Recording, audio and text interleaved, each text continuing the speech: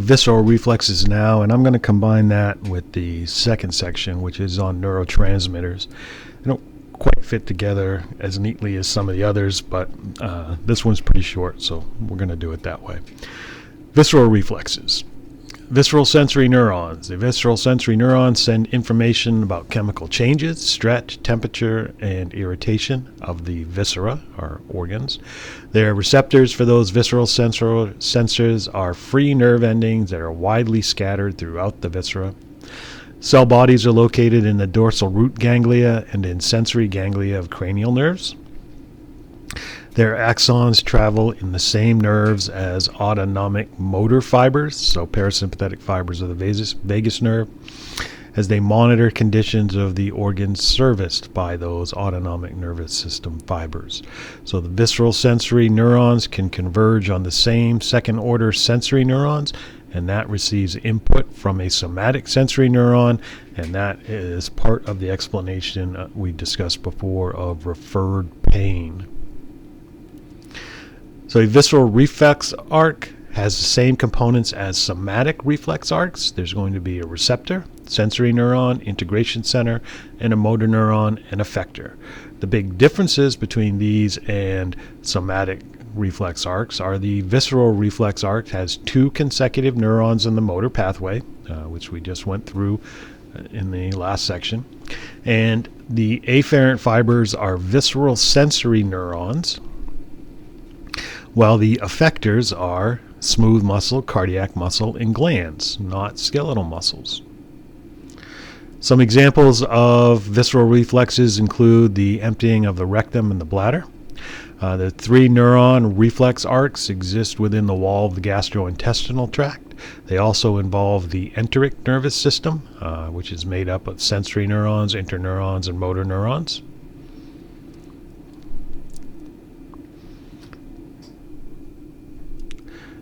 So, the neurotransmitters involved.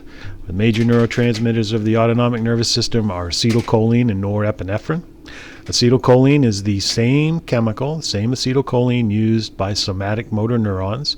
It's released by cholinergic fibers. All of the autonomic nervous system preganglionic axons are cholinergic, and all of the parasympathetic postganglionic axons are cholinergic. They release acetylcholine. Norepinephrine is released by adrenergic fibers, and almost all the sympathetic postganglionic axons, except those going to sweat glands, are adrenergic. They release norepinephrine, but sweat glands use acetylcholine. Now, the effect of that neurotransmitter depends on the type of receptor it binds to, and it could be a cholinergic receptor or an adrenergic receptor. So here is our chart again.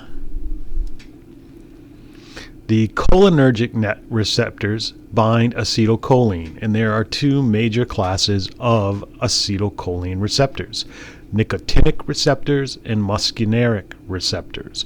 They get those names from drugs that bind to them, and those drugs mimic the effect of acetylcholine binding to those receptors.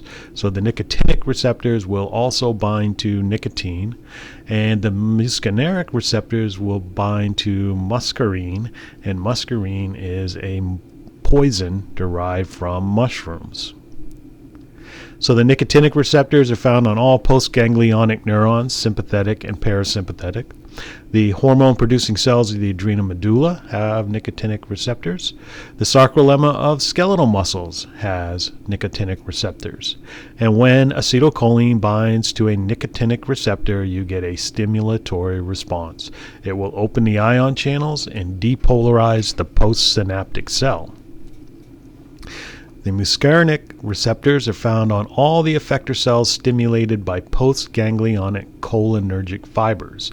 The effect of acetylcholine at muscarinic receptors can either be inhibitory or excitatory, and it depends on what type of muscarinic receptor there is on the target organ. So when acetylcholine binds to cardiac muscles, it tends to slow the heart rate. But when it binds to intestinal smooth muscles, it increases motility. There are also two classes of receptors that are adrenergic. They bind to norepinephrine or epinephrine. They are the alpha and beta receptors. The alpha receptors are further subdivided into alpha 1 and alpha 2, while the beta receptors have three subclasses: beta 1, beta 2, beta 3. The effect is going to depend on the subclass of the receptor that predominates at the target organ. So, for example, when norepinephrine binds to cardiac muscle, the beta 1 receptors will cause an increase in rate, whereas when epinephrine binds to receptors in the bronchial region, which are beta 2 receptors, you get relaxation of the bronchi. And they are listed out here. Table 14.3, and I encourage you to review that in your text, as well as 14.4. This talks about drugs classes that influence the autonomic nervous system. So nicotinic agents, parasympathetic agents, acetylcholinesterase inhibitors, sympathetometric agents, and sympatholytic agents.